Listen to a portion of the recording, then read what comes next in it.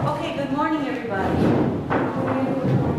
So, I'll tell you a little bit about myself first. I'm from Irkutsk. I'm your visiting American scholar, and I'm going to talk to you today about the IELTS speaking exam.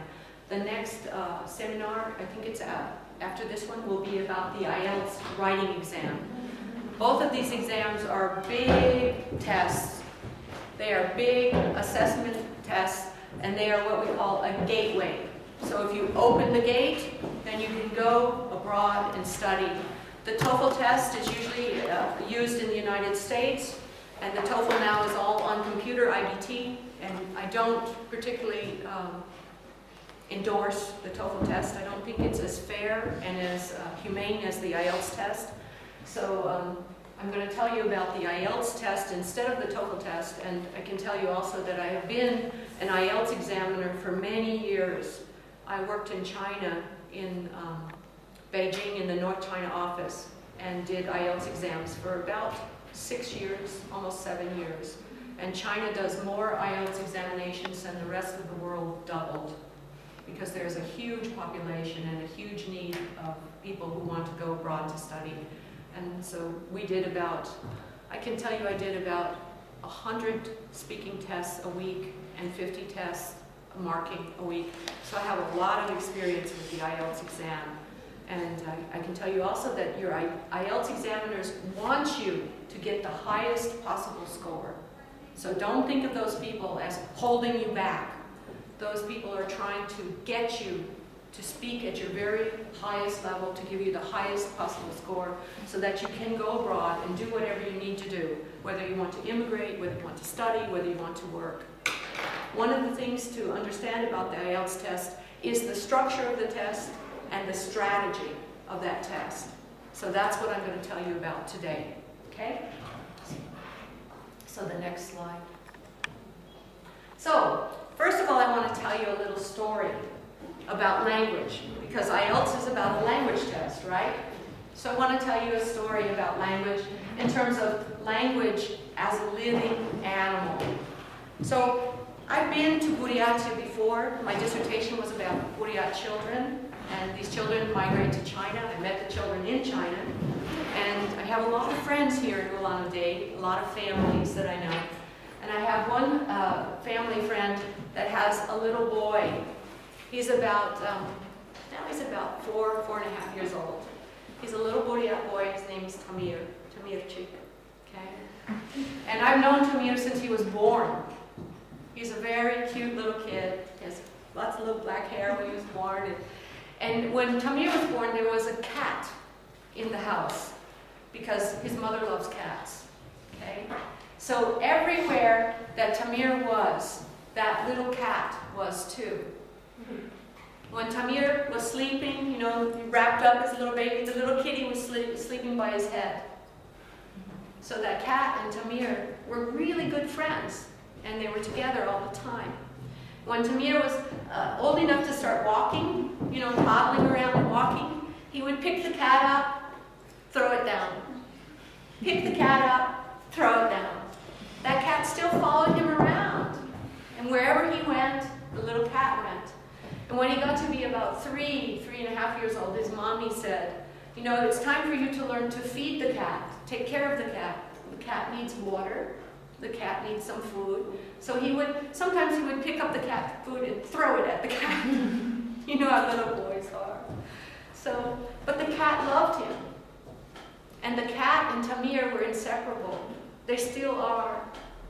And they're like the best friends everywhere they go. Some people, when they have cats, they forget about them. You know, when you get older and you're a teenager or you're an adult, you might go somewhere and you leave the cat behind. Some people even forget to feed their cats, and the cats will run away and go somewhere else. So the analogy that I'm trying to tell you is that language is like an animal. It's like a little cat. If you have it near you all the time, it becomes a part of you. You love it, and it's close to you. It's easy to live with. So when you're learning English or another language, Portuguese, Italian, French, Halk, any kind of language that you're studying, You need to keep that language close to you. When you're young, you know, young people learn languages naturally. Just like Tamir and his little cat. They're always together. There's no trouble, no effort. But when you're older, you have to make that effort to take care of your language, the way you take care of your animal. You have to take care of your language. You have to study. You have to practice. You have to understand how to use the language. It becomes a responsibility. But the rewards are immense.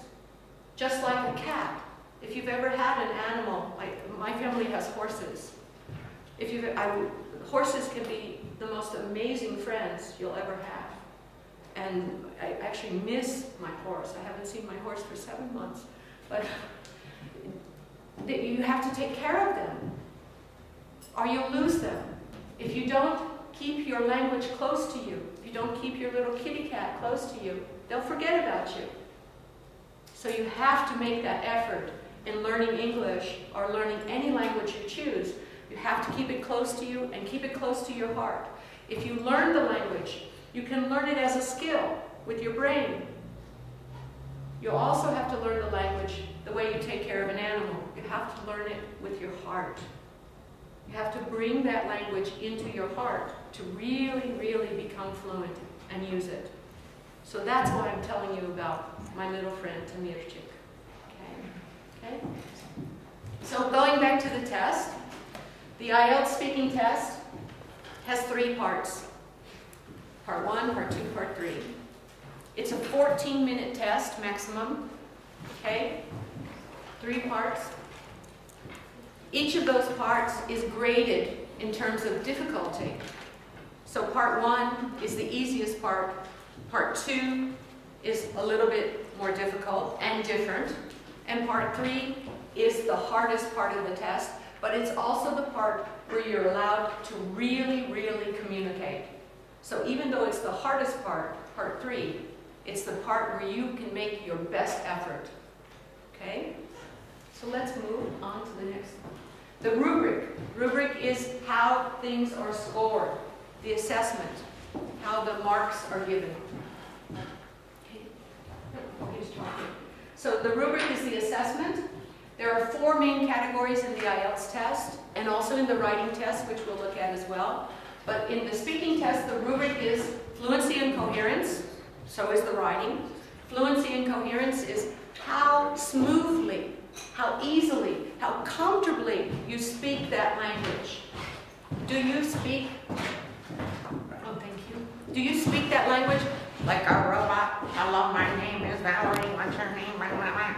Your fluency means your intonation patterns and your ease of the language. It's different than the pronunciation. Okay? The coherence is, are you making sense when you speak? Is what you're telling me rational, logical? Does one thought follow another thought? Part of the secret of being fluent and coherent is being relaxed. If you're nervous, are you going to speak easily? Oh, I don't know what to say. So you need to relax, right? It's really, really important. Okay, we'll talk about that. Lexical resources, your vocabulary. What kind of words are you using when you're speaking? Are those words appropriate? Are those words that you've just decided to use to show off, to tell me you have a great vocabulary and they don't make any sense? Or are these words fitting into the speech in a fluent, natural way? And how much vocabulary do you have? Can you tell me about technology and talk about your smartphone, your washing machine, your vacuum cleaner, your supercomputer, your smart car? Can you tell me about all those things? Or are you searching for words? So lexical resources are very important. The big one, grammar. Hard to hard, hard, hard. Grammatical range and accuracy. So I'm looking at, when I'm listening to you speak, I'm looking and listening for how correctly you're speaking. How many different kinds of grammar patterns do you know? How are you using those grammar patterns? Are you using them with great ease? Are you making just one small mistake? Are you making a lot of mistakes? And what kind of mistakes are you making? Are these really small mistakes and you're using great long phrases with great words and you're just forgetting an article? Are you making mistakes about verb conjugations? You're going from the present to the past to the future and you're talking about something that happened yesterday. So your grammar is really, really key. And it's the hardest thing because grammar patterns in Russian, grammar patterns in other languages to English are not the same. Okay? Pronunciation. Pronunciation counts for 25%, but it is also acknowledged among all IELTS examiners that everyone is allowed to have an accent. The pronunciation is important if I can't understand what you're saying. If you're speaking with a slight accent, that doesn't matter. If you have a small Russian accent, you know, I have an accent in English that I can put on and put off. I can tell you all about being living in the South. You can understand that. That's a different kind of a dialectical pronunciation pattern, but it's understandable. We have the American accent, we have the American pronunciation. Do you say tomato or tomato? Does it matter? Do you say potato or potato? Does it matter? Doesn't matter. So the pronunciation is in terms of how clearly you are speaking. You can speak with an accent as long as you're speaking clearly. So don't worry if you have a Russian or a French or an Italian accent. Okay? Part 1, the first part of the test. All of the test, it's 3 parts, is between 4.5 minutes. All of the test. Those minutes go by really, really fast. It's good to be prepared. Part 1, the strategy of that test is going to be a where or a what question. And then 2 chit-chat questions. So here we have part 1. The where and the what, and the 2 chit-chat questions. The sub-questions for each one of them will be 3 little questions. So if I'm doing my job as an examiner, you will have 9 questions in 4 or 4.5 minutes. They are simple questions because part 1 is the simplest part. I will ask you, where do you live? Do you live in a house or an apartment? Or I'll ask you, what do you do? Do you work or are you a student? That will always be the first question, always. It's the opening question. There are 2 other questions with it. It might be, how long have you lived there? Do you plan to live there in the future? Simple questions, right? Then you get your 2 chit-chat questions, also called idiot questions, because this is the part of the test where I am determining, is this person from a band 1 to a 9, is this person at a 5 or above? Part 1 determines 5. And the score 5 is someone who can communicate, maybe not too well, vocabulary is sort of here, sort of there, grammar is sort of here, sort of there, but they can communicate. So part 1 is determining, is this person at a 5? Okay? 5 is a pretty good score, but you need 7 to study abroad. Okay? Some places will take 6, 6.5, and then you have to study in an English language program for a year or so. So 5, you need to do better than 5, but part 1 is determining, is this person at a 5? Okay? Part 2. Again,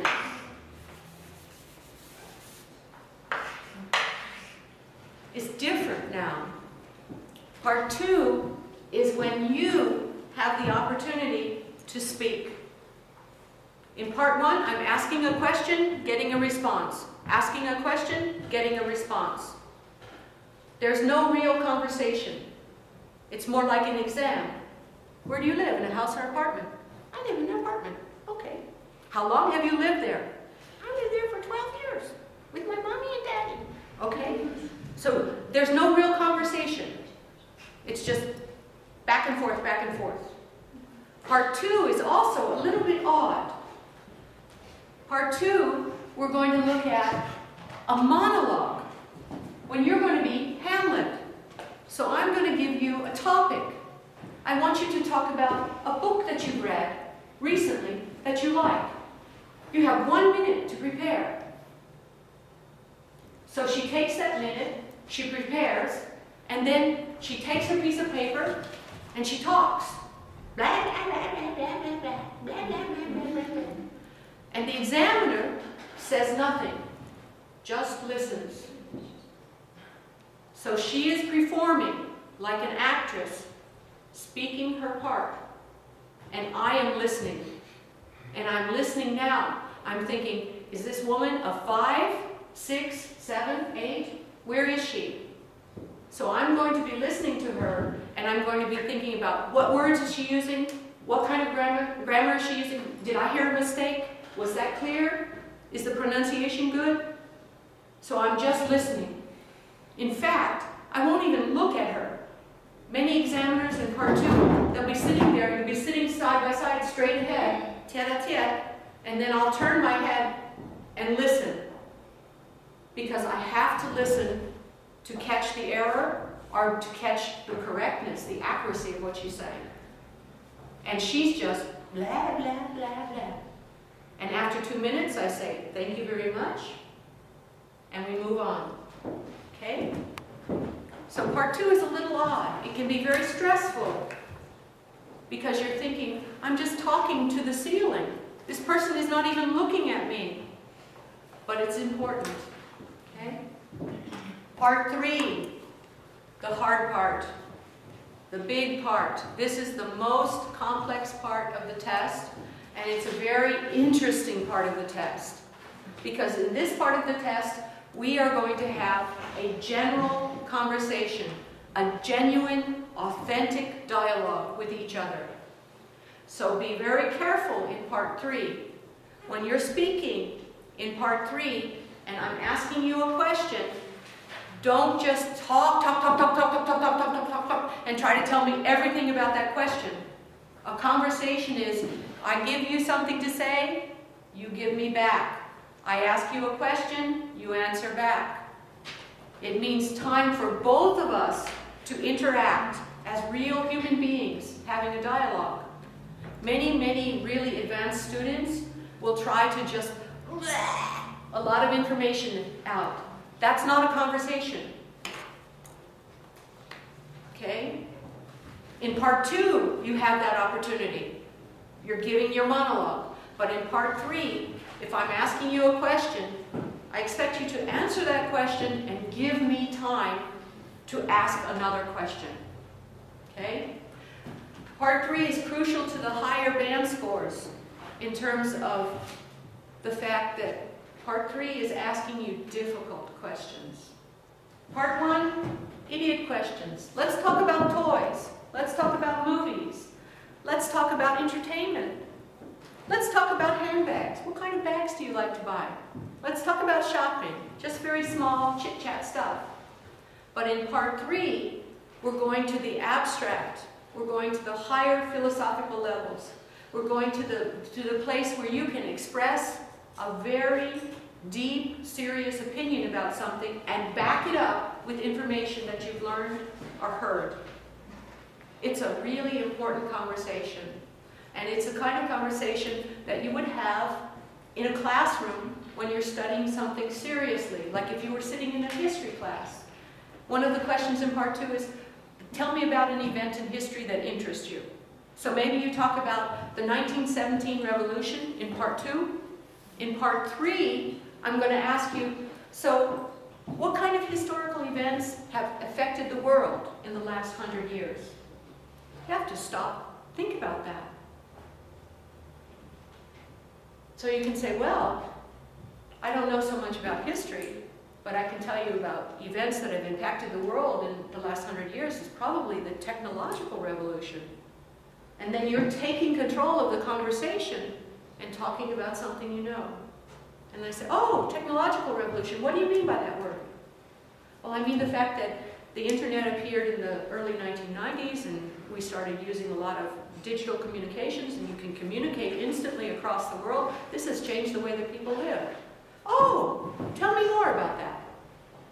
So that's what a part 3 conversation is like. It's a real conversation about something that is at a higher level than what movies do you like?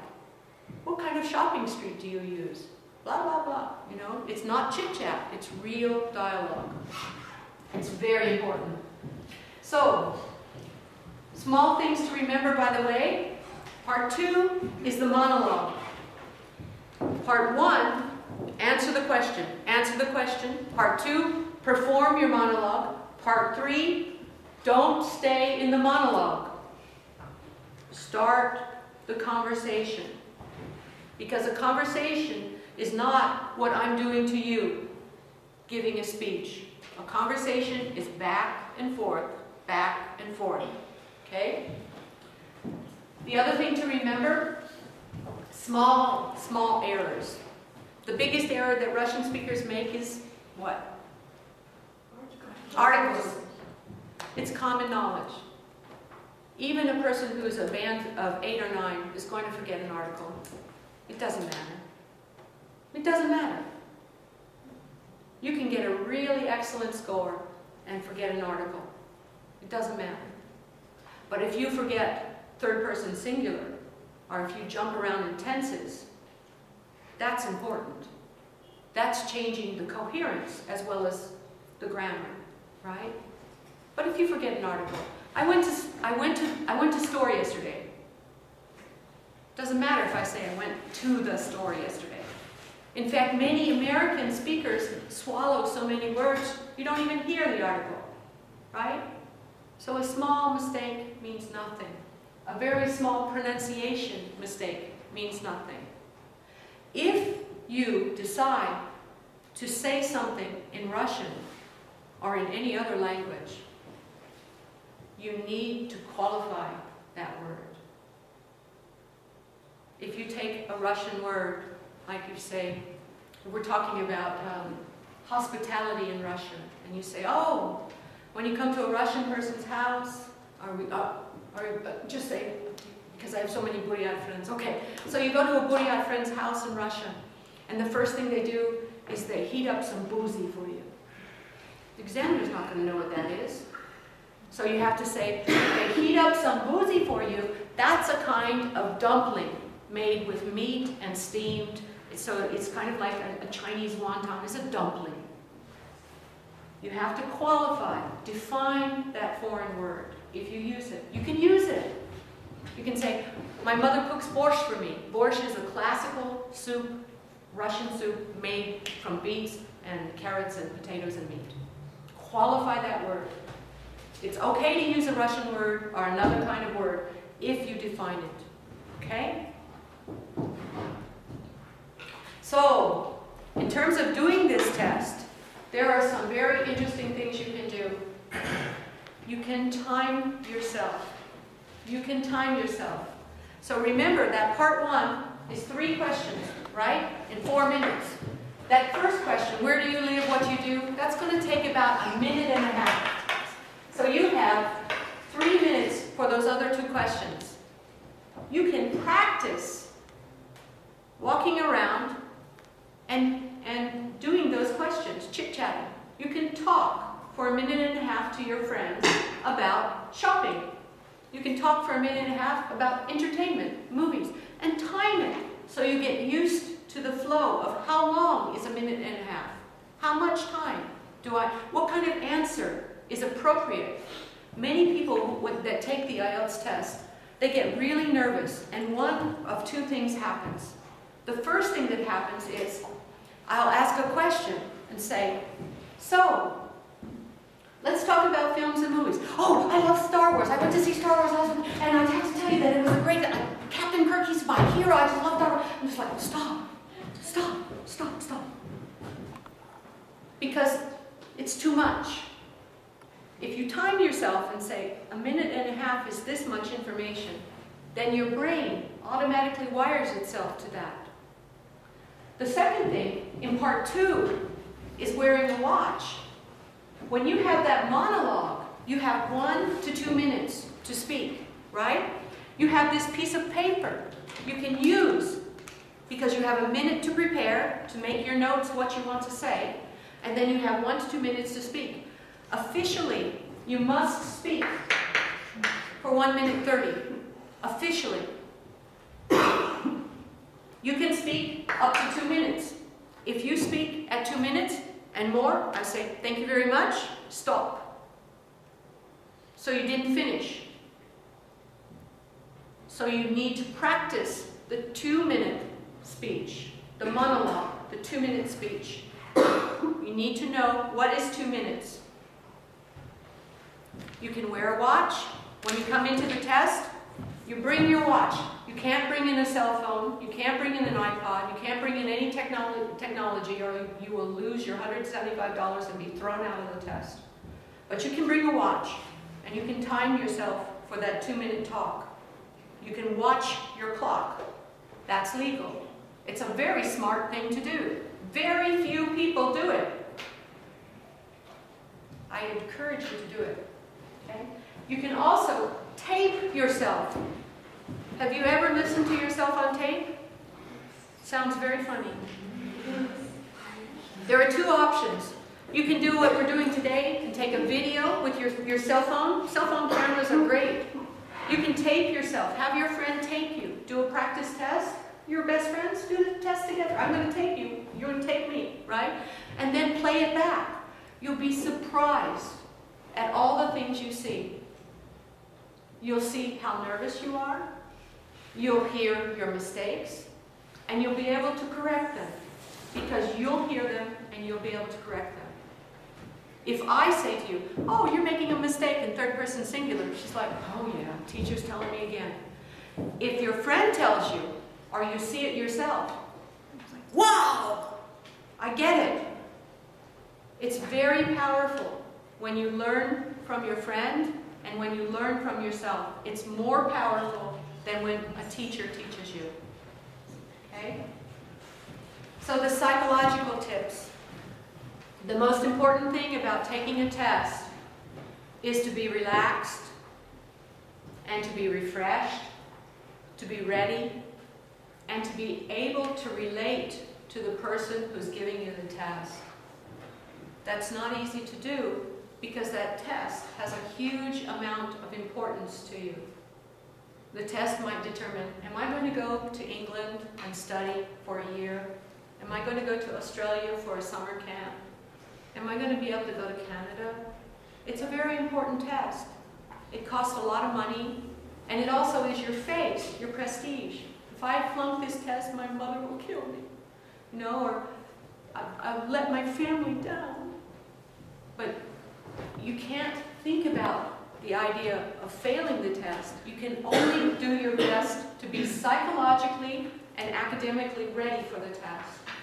And it's really, really important to practice the test, to read, to prepare for the test. There are books, IELTS preparation books.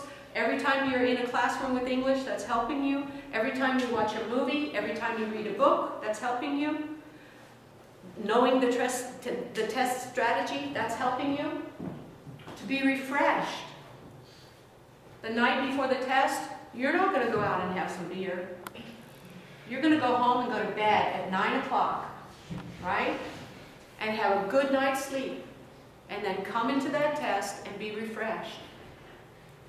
You have to be refreshed. You're going to be relaxed. You're going to look at that examiner and say, that guy is not a monster. He's just another human being doing his job. He doesn't control my life. He's just doing his job, and I'm doing my job.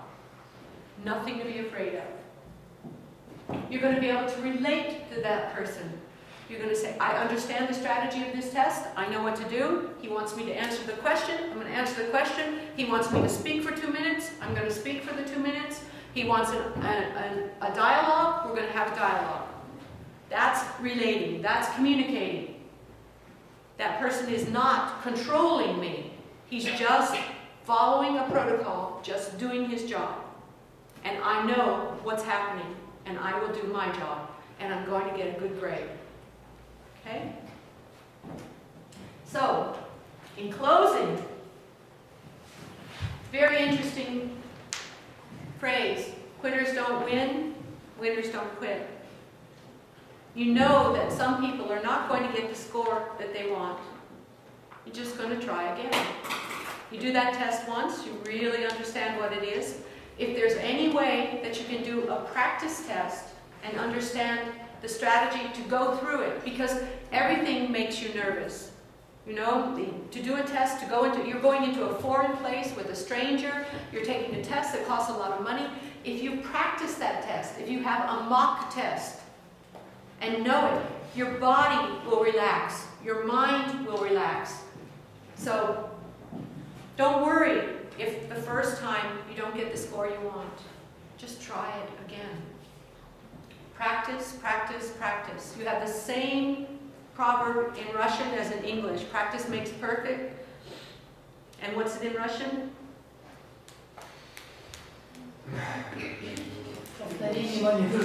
Повторение мать учения, right? Do you have any questions? We're going to do a test. But does anyone have any questions at all about the test? There's one coming up, an IELTS test coming up in April. No? Every month there's a test in Moscow. Any questions? No questions. Okay. No questions? Who said that? This man here? He will be my volunteer. We're going to give you a test.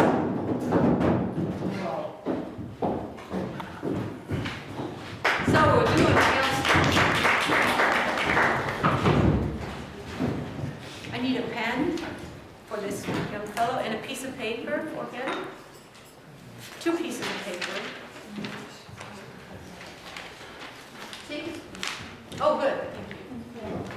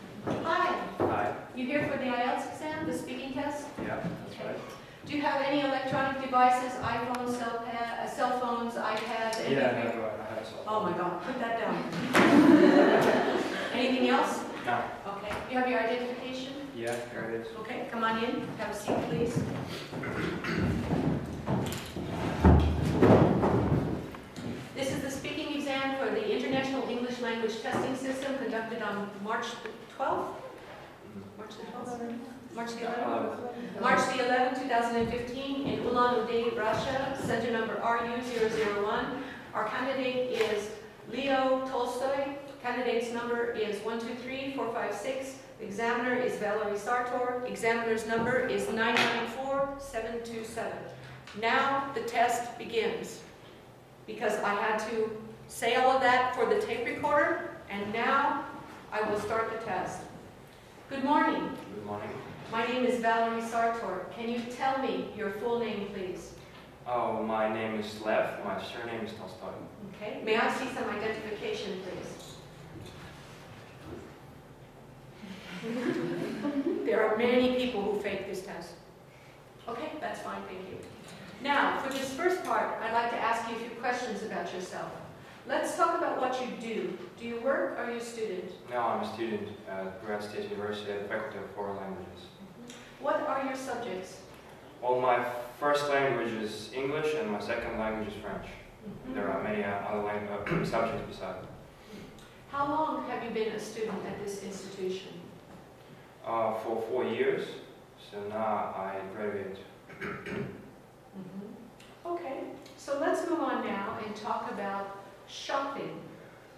How often do you go shopping for clothing?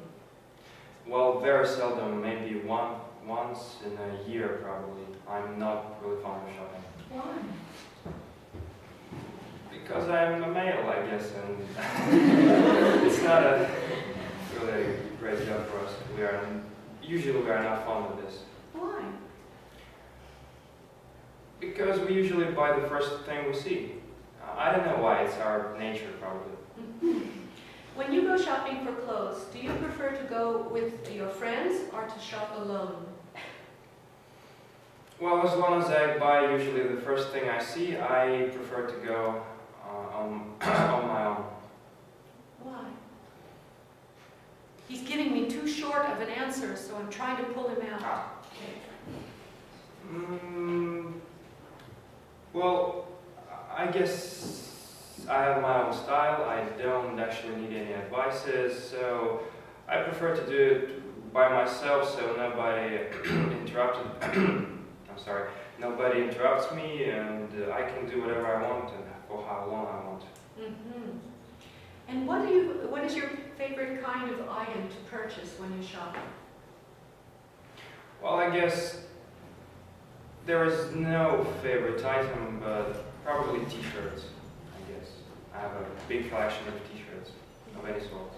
Why? Because sports style is my favorite one, and I guess that's the main reason for me. And they are cheap, they are fancy, and there are many other reasons for that. Okay, so let's move on now and talk about letters and emails. How often do you send letters and emails? Well, as long as social networks are very popular now, I send them very seldom. Usually I use Contacti, this is our social network, and I can do without emails, I guess. Only if it's very necessary for some specific reason, then I probably will send them. When was the last time you sent a letter or an email? Well, it was probably 4 days ago, and I was asked to make a video, and I had to send this video to a person who hasn't got a page in Contacti, so I had to send an email. And when was the last time that you yourself received a letter or an email? 3 days ago, and he told me thanks. That was the last time I got an email. Okay, so let's move on now. I'm going to give you a topic, and I'd like you to talk about it for 1 to 2 minutes. Before you talk, you have 1 minute to think about what you're going to say, and you can take some notes if you wish. Do you understand? Yeah. Okay, so here's paper and pencil if you'd like to take some notes.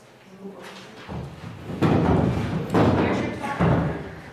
I'd like you to talk about an old person that you know and respect.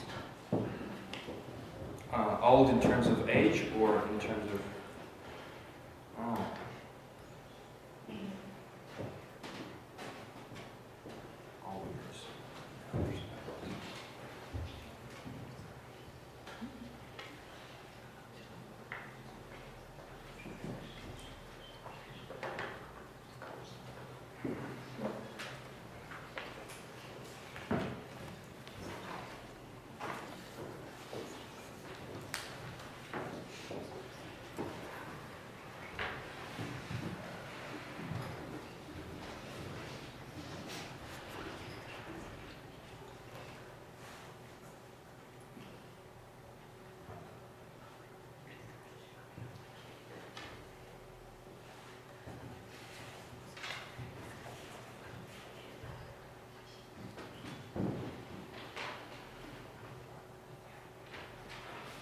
All right, so remember, you have 1 to 2 minutes for this. Don't worry if I stop you. Can you start speaking now, please? Well, let's try. I guess I'll speak not only about one person, but about my grandparents. And I believe they taught me everything about life. They taught me everything, probably everything I know, and I have learned everything about life from them, as I have already mentioned.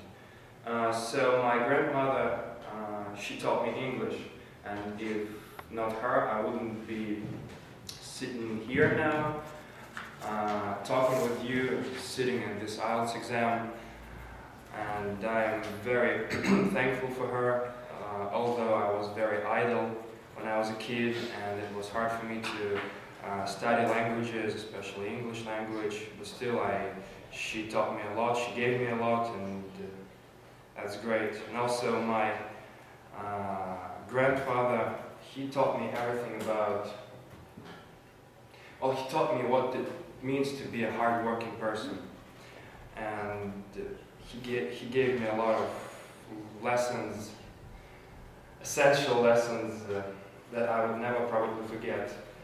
And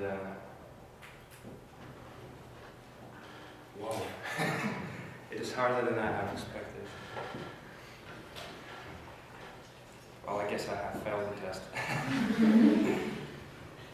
Are your grandparents still alive? Hmm? Are they still alive?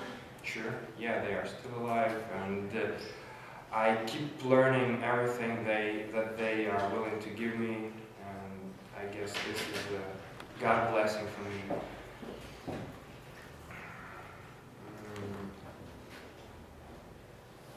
Yeah. Okay, thank you. I wasn't expected anything, so... May I have the task card and the pencil and paper back, Yeah, please? sure. Okay, so we've been talking about an old person that you know and like. You mentioned your grandparents. And I'd like to discuss with you one or two more general questions related to this. So let's consider, first of all, the concept of being old. In your culture, what's old? You mean the age when you... What's an old person? How old is old? Well, I guess it's a person above 60.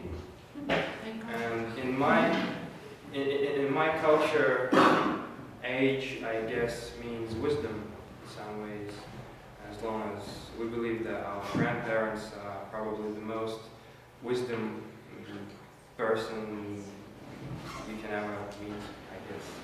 So old people are supposed to be wise. They're supposed to be, though it happens not often, but yeah, they're supposed to be wise. So what can you possibly learn from an old person? Well, I guess everything.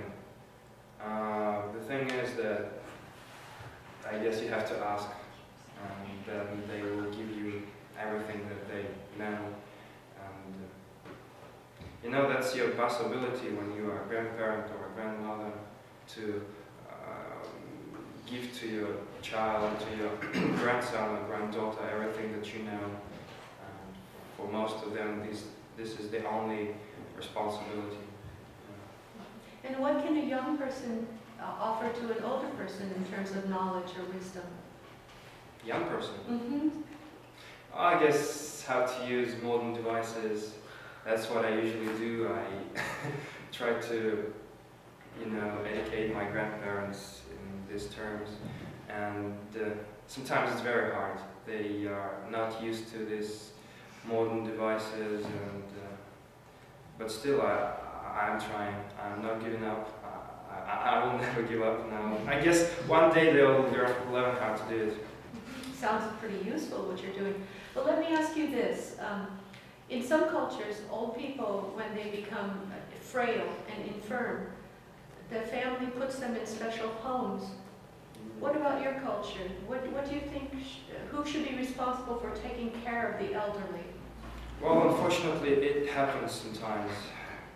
But yeah, I guess we have to take care of our parents when they become older. It's a must.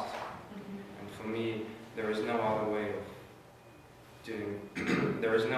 of treating your So parents. how will you take care of your parents when they're 80 or 85? What will you do? Well, I have not thought about that as they are kind of young now. Not young, but not 80, 85. Well, I guess I would put all the efforts I can to make them live the life that they probably deserve. So would they live with you, or would you put them in a nursing home? No, not a nursing home, but I believe that I would be able to buy them a house or everything that they want. What about elderly people who have lost their children or don't have children? Who's responsible to take care of them? Well, in Russia there are many social programs that help them to make their living. But you know, maybe it's even up to us, those who live. I don't know. Even they are not your parents. Well, why not? If you have an opportunity to help them, yes. So a stranger will help old people on the street in your culture. Yeah. And you'll take them home and take care of them. I'm going to move here. Cool.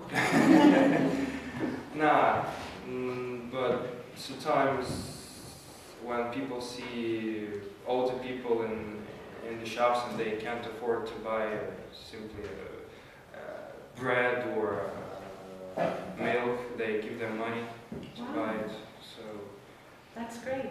Okay, thank you. That's the end of the speaking test. So he did quite well. We should give him a hand.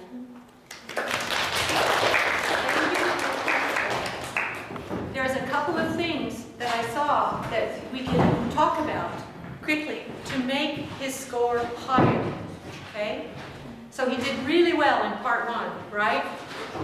He did too well. In fact, he was answering the questions so easily and so fluently that I was trying to get more out of him, because I needed to have 4 minutes there, and he was just, I know these answers, and blah, blah, blah. So I was trying to pull more answers out of him. In part 2, he had a minute to prepare, and he wrote, not only are, but then are my grandparents I have learned everything about. So this is something that can be addressed. This is something that when I help my students in Irkutsk prepare for this exam, that minute to prepare, that 1 minute with that piece of paper, this paper is very useful. I will take that paper, put the subject. He's going to talk about grandparents. His old person, his choice is not one person but 2, his grandparents, right? So I put grandparents in the center. And then I would make a diagram. What I said yesterday was the journalist diagram. Where, when, who, what, how, to give you the full 2 minutes to talk about. If you have something specific that you want to talk about in terms of something or someone, like a grandparent, grandparents, you don't have to do the who, when, what, where, how, why, how. Whoop, that should be H for how, right? How. You can use this chart if it's a description of something like maybe a trip or an event in history. You can use it with people. But if you have something specific, you want to talk about an old person, for example, that you know and love, know and respect. He's going to talk about his grandparents. What I would suggest would be to think of an incident that touches your heart about your grandparents. I'm going to tell you about my grandmother. My grandmother is an immigrant. No, she wasn't an immigrant. My mother was an immigrant. This is true. My mother was an immigrant from Finland, and my grandmother lived in Finland because after her husband, my grandfather, died, she returned to the old country. But when I was born, my grandmother, who doesn't speak a word of English, saved up her money, her Social Security pension money, and came to the United States to be present when I was born. And she stayed and helped my mother for 6 months and lived in the United States and took care of me when I was a little tiny baby. And I love my grandmother more than anybody else in the world for what she did for me. So that's something, a little touch my heart kind of vignette, if you get the story about a person. Because many of the part 2 questions are going to be descriptive questions. They're either describing someone, something, or someplace. If you get the someone question, make it so that it touches the examiner's heart. And make it real. I mean, this is a true story, what I told you. But if you have grandparents, of course you love them, right? Of course they've done something for you that's very touching, very good. Give an example, a vivid example. The second part of that part 2 monologue is to give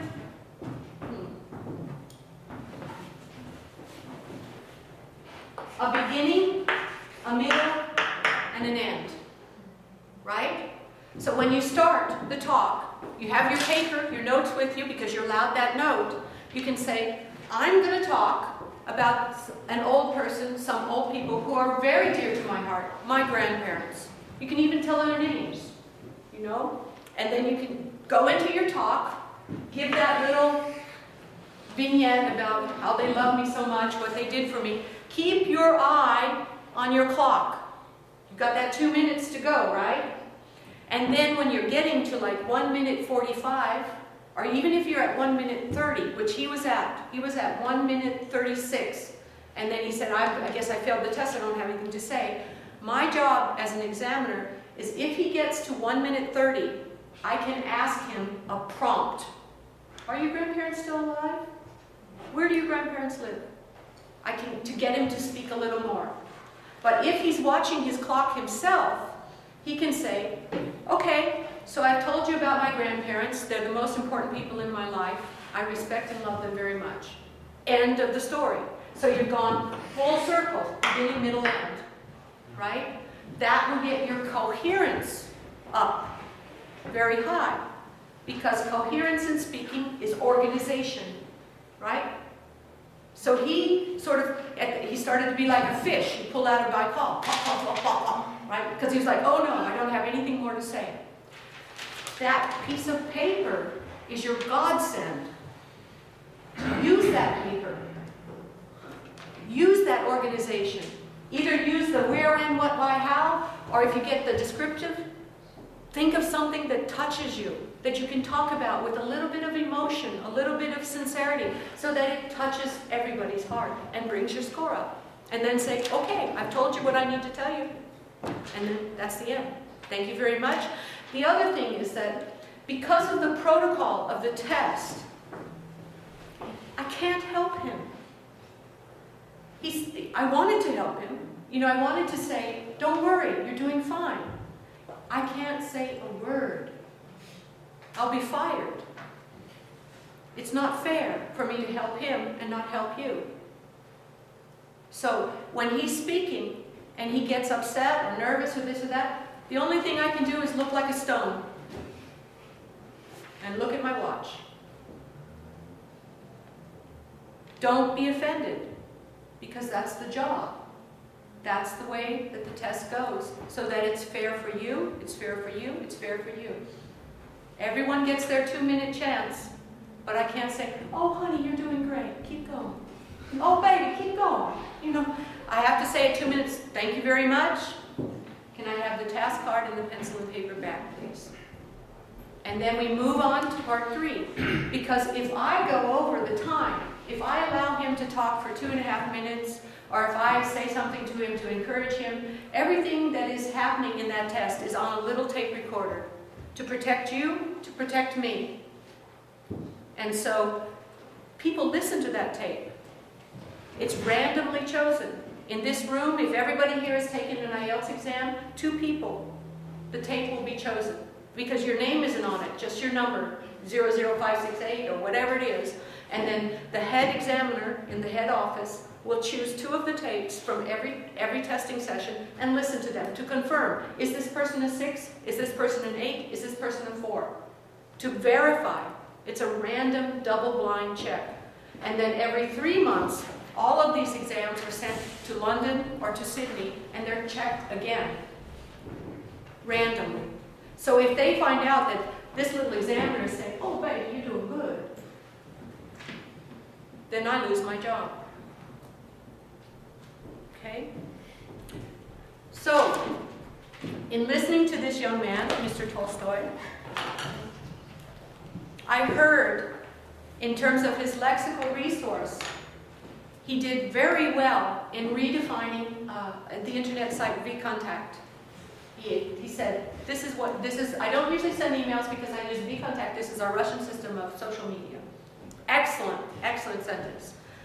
One of the things he did a few small mistakes in terms of Russian grammar. He said, I'm sitting at the exam, What's the preposition? In the exam. In the exam. Okay? You are sitting for an exam. You can sit for an exam according to British, right? And then he said, advices. Advices. This is something I talked about yesterday. It just happens unconsciously to Russian speakers, no matter how great they are, because you're translating that interlanguage problem between count and non-count. In Russian, sovieta. In English, it's only soviet. A piece of advice, pieces of advice, never advices, right? And I stood here yesterday and talked about the common errors that Russian students make. You're not even conscious of making the mistake because you're translating so fast and your vocabulary is so good. Really smart students, you know. The smart ones are the ones who unconsciously make that mistake with like non-count and count, and with the small, you know, the article errors and things like that. So it's something to really force yourself to be aware of. Even if you know the rule, you know that in English we don't have a plural for advice, for information, for the non-counts that are plural in Russian. Review it again. Review, you can look online, you can Google the most common mistakes that Russian students make, and just review it again. Give another little bump into your brain, because it's done unconsciously. Okay? He used a really good word, a $10 word, essential. A lot of really good words. But one thing that happened when Mr. Tolstoy was talking was he kept repeating one verb over and over again. What was the verb? Guess. I guess? Again? Guess. Guess? Guess? That's not what I heard. Oh, that's interesting. When he was talking about in part 2 and in part 3, he kept repeating one verb over and over and over and over again. Teach, teach, teach. So what's a collocation for teach? He kept saying, my grandparents taught me a lot. They taught me this, they taught me that. I could teach them this, I could teach them that. So this is one of the markers. If I were to score him today, and I'm not supposed to do this, but if I were to score him, I would say he was a 6.5 for 2 reasons. First of all, did you hear an idiom? Any idiom, English idiom. He said cool, but cool is so common. You know, cool, everybody says cool. Even old ladies say cool. So, was there any idiomatic speech in there? Any idiom pushed into that language? I didn't hear an English idiom. And then I heard the same verb over and over again. Teach, teach, teach. What else could he have said? Share. Share. Educate. Give. Impart. Train. So varying the language. Varying the language. And this is also extremely important in the writing. And it's hard to do because you're nervous. I pulled him up. You know, he's sitting in front of a bunch of his friends. It's really hard to do. So this is the other reason that you need to practice that test. Practice it so that you're perfectly comfortable when you're taking that test. Because when your brain is nervous, it's not going to think as clearly. It might think fast. It will think really fast because you're nervous and you're young. But it might not think as clearly as you need to think. So changing the verb, giving me the collocations. Collocations are extremely important in terms of the IELTS exam. Okay? Do we have time for another one? What time is it? 12:30. 20 minutes. When does this class end? We got 20 minutes more. 20. Want to do another test? Let's get a girl. Ha ha ha ha. Ooh. Okay.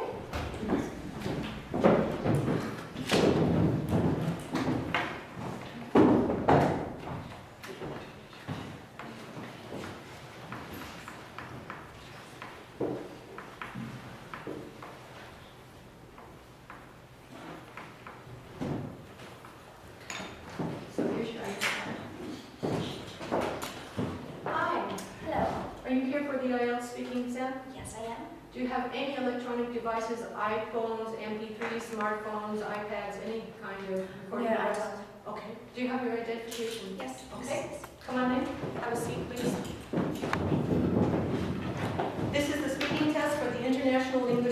testing system conducted on March the 11. 11th, 2015 in Ulan-Ude, China, center number CN001.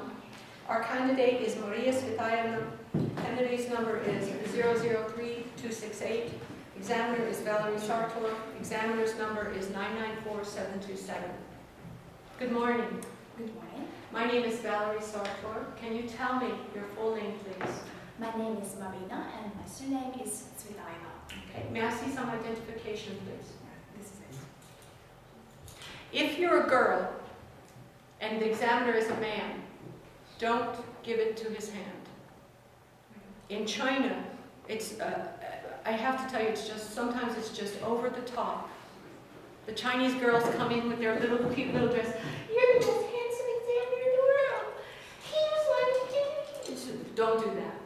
And like if you're a male to female, just pass it. And then they will pass it back to you. Okay? But if it's a woman examiner, you can hand it to her. Okay? Just be aware of that. Because they're always looking for reasons to mark you as suspicious. Okay. Okay. Okay, that's fine. Now, for this first part, I'd like to ask you a few questions about yourself. Let's talk about where you live. Do you live in a house or an apartment? I live in a flat. Mm-hmm. I've got 3 rooms and a small kitchen. The windows go to the house, so every evening I watch beautiful sunset. Mm-hmm. Who do you live with in this apartment?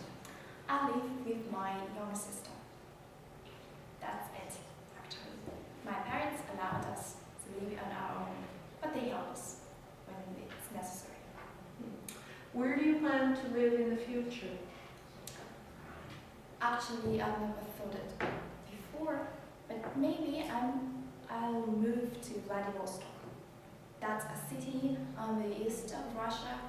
It's a very beautiful city, and it has access to sea. That's my dream. Mm-hmm. Okay, so let's move on now and talk about being patient. Do you generally consider yourself a patient person? Unfortunately, no. I think I'm a more emotional person who doesn't think before to act. That is a very, very bad feature of me. But I think being patient is sometimes overrated. Oh. Sometimes you should, how to say better, listen to your heart and not to your mind. Mm-hmm. When you're waiting for a bus, for example, what do you do to pass the time? I have a smartphone with an internet access, so I'm constantly reading news or feedback from my friends worldwide. Mm-hmm.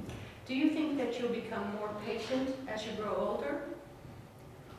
I think that I tend to be more patient once I'm having a baby.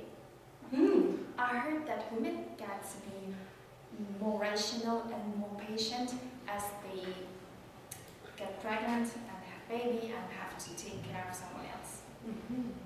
Okay, well let's move on now and talk about outdoor activities. What kind of sports or outdoor activities do you enjoy? I enjoy riding the bicycle. To be honest, I didn't have a possibility to learn to ride the bicycle in my childhood, so I learned to ride the bicycle only a year ago. Hmm. When you are participating in outdoor activities, do you like to do it alone or with other people? I prefer it to do with my best friend. Unfortunately, I don't have a chance to see her every month, so riding a bicycle is another chance to chat with her and to know what's up to her. Do you think that all children should be asked to participate in sports and outdoor activities? I think yes, because it's fun because the outdoors activity is something that makes your body happier and healthier. Mm-hmm. Playing some active plays outdoors, it also helps to socialize. Yes. Mm-hmm. Okay, So now I'm going to give you a topic, and I'd like you to talk about it for 1 to 2 minutes. Before you talk, you have 1 minute to think about what you're going to say, and you can take some notes if you wish. Do you understand? Yes. Okay? Yeah. So here's paper, oh, here's paper and pencil, if you'd like to take some notes. Here's your topic card. I'd like you to tell me about a country, not your own, that you would like to visit.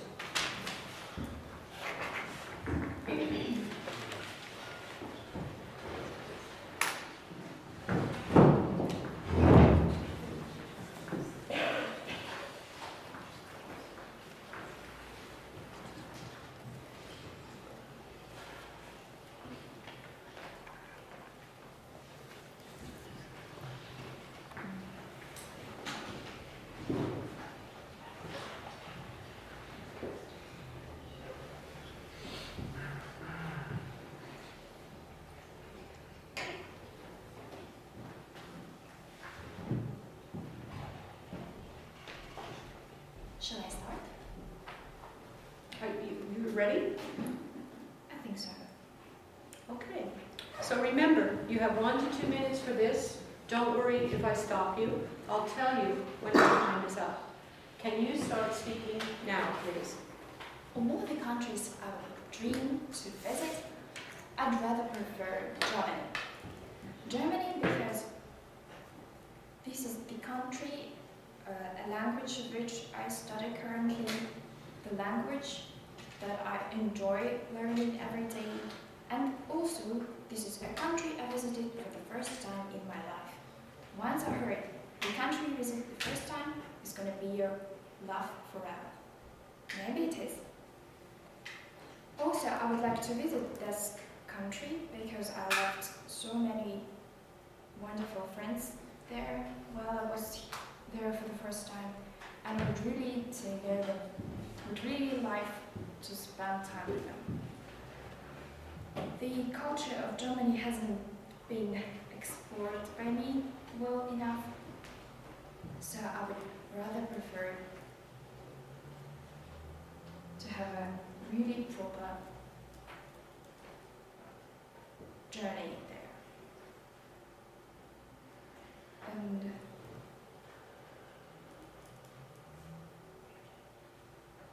among other reasons, Germany is a country most fittingly because I speak its language, and as I know, so many people get like you when they know that you can speak their language. It is also English is a language that's spoken worldwide. There are so many other languages that shouldn't be left besides. So this is my choice.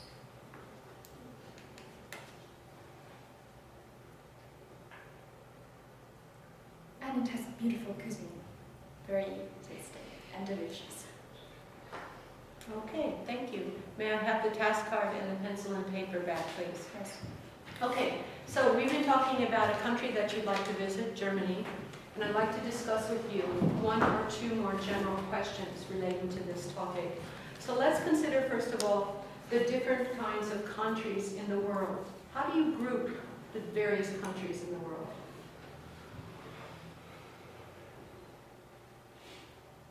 I think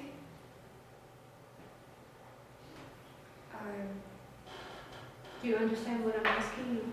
yes, I think I haven't thought of it more properly before, and right now I'm searching for an answer. Maybe I'm grouping the countries according to the main religion in there. By religious views? By religion, and there are like 4 groups of countries. The countries where the Christian, the countries where the Buddhist, the countries where the Muslims, and the others countries, where including all other world's religions. Why? Why would you choose to group them like that? Religion is a very important thing to me, and I think nowadays it's a very actual issue that we should learn how to respect other religions. For example, in my city, it's very common to be a Buddhist, even though your parents might not know all the customs and right things to do, but you're supposed to be a Buddhist. And so I was brought up thinking that I was actually a Buddhist, but it's not so. Also, it's very, I think I haven't been brought up with the idea that all religions are interesting. So up to 15 years, I didn't think about the religions like a thing worth learning, worth knowing what they are. So if you're grouping these countries by religious tendencies, if you travel to a place like Pakistan, do you think that you should know the religious beliefs and customs and follow them when you're a tourist there? Of course, as a traveling as a tourist, I would first think to know what I should dress like, in order not to get anyone offended the way I look, and respect as I'm a guest. They are the receiving side. If you were to travel to Johannesburg in South Africa, how would you prepare for the trip?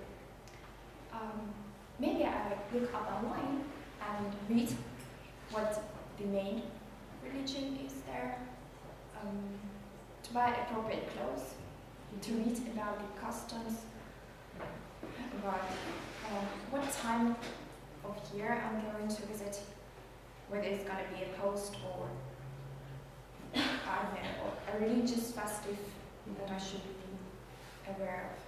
What are the benefits of traveling abroad? Making friends, I guess. Just making friends. Yeah, the planet, there are 7 billion of people out there. And sometimes you can't even put up your neighbors next door. But traveling abroad, you start getting back your faith in humanity of mankind. Why is that? In our common life, sometimes it's so easy to lose faith. You see how so many crimes happen every day. You see so many women unhappy in their marriages, so many children desperately looking for attention of their parents. And you think this is everywhere, this is happening everywhere.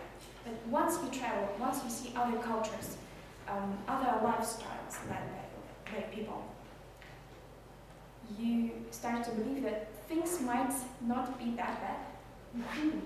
Okay, thank you. That is the end of the speaking test. Okay, that was very good. You should give her a hand. So, this was a different kind of a question asked, and let's see what she wrote. She wrote, country to visit, why, what to see, language, and personal reasons. So she had an outline of what she wanted to say, and she pretty much followed it. Do you think? She followed her outline. She did pretty well. She was nervous in the sense of her speech was a little bit choppy. Did you hear? It was chop, chop, chop, chop, a little choppy. I could tell she was nervous, but the pronunciation was clear, and she was articulating her words very well. So I just took the choppiness as nervousness and didn't think of it as anything. One thing she said that was, she said it 3 times that I marked as a point against, was she said,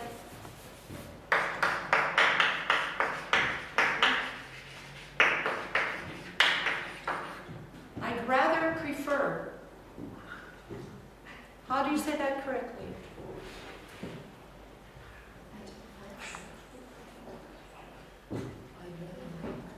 Either I'd rather or I'd prefer. So it's like a double meaning. I think that was nervousness too that was coming out. It was just nervousness.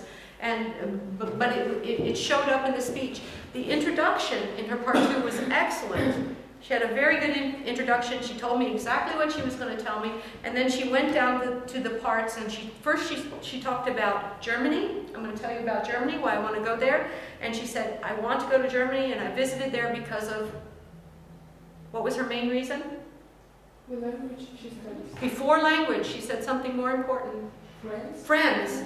She talked about friends, extensively about friends, and then she talked about language, and then at the very end, she wanted to sort of add something more because she thought, I'm not saying enough, I'm not saying enough. She said, food. She didn't need to do that. She could have just closed up and said, you know, I've told you why I want to go to Germany, I've told you that I made good friends there, and that's all I have to tell you. And that would have been a nice closing. But she got nervous at the very end because of that time.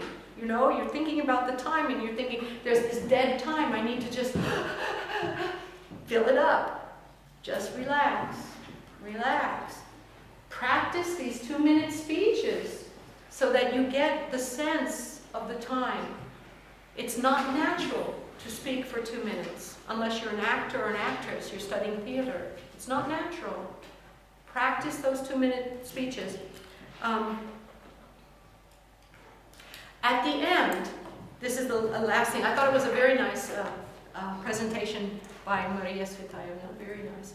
But at the end, she started getting a little bit confused or incoherent because I was asking her questions that were pretty high level. You know, I could see that she could talk about the idea of grouping different countries, and that was fascinating, to group the countries by religion. Instead of, some people group them by economics, some group them by continent, some group them by political preferences, but she chose religion. It was actually very interesting. You know, and to keep your examiner interested is important.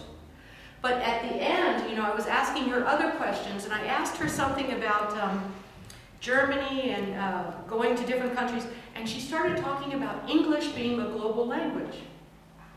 And it was like, here I'm driving the car, and then I just drove off into the woods. So she lost some coherence there. She lost a little coherence. It's just nervousness. It's not the fact that she doesn't know how to speak English or doesn't know what to say. It's nerves. So again, the practice factor. The last thing I'll ask you, did she speak using any idioms? Did you hear any idioms? I didn't hear any idioms. That would keep her from a 7. You have to have an idiom in your speech, a smooth, fluent idiom. Just 1, maybe 2, not 3 or 4, because then it sounds like you're like vomiting up idioms. Just 1 or 2 smooth idioms, just even 1 good idiom in your speech. Just 1. Okay? So, it was a very nice presentation, and I've written on this poor girl's notebook. I'm sorry, I was taking notes on her. So, does that give you an idea of the test? Yes? Does anyone have any questions before I let you go? No questions? Is there any way that you can practice this test? Yes. You can go online. You can get sample questions from the IELTS website. You can go with your best friend and practice speaking those questions. You don't need to hire a private coach or a tutor or anything like that. If you're planning to take that kind of test, if you're planning to take any of the oral examinations for English, if you have to take an oral exam for anything at all, practice speaking the test. Time yourself, and if at all possible, use your phone and tape yourself to hear your voice. You'd be surprised. I had no idea that I sound the way I sound. It's kind of shocking. And when I speak and try to practice my Russian and speak in Russian, and I listen to that, I'm like, oh God. But it helps because you hear the error, and then you can self-correct, right? Okay. So thank you very much for coming.